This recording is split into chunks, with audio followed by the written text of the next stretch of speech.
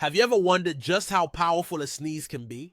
Believe it or not, a single sneeze can shoot out germs at speeds up to 100 miles per hour. That's like a race car zooming down the track. When you sneeze, tiny droplets filled with viruses and bacteria are launched into the air, spreading germs far and wide. This is why covering your mouth and nose while sneezing is crucial. It helps protect those around you from getting sick. Sneezing is your body's way of clearing irritants from your nose. But it can also be a powerful vector for illness. So next time you feel a sneeze coming, remember the speed and potential impact. How do you protect yourself and others when you sneeze? Like and follow for more.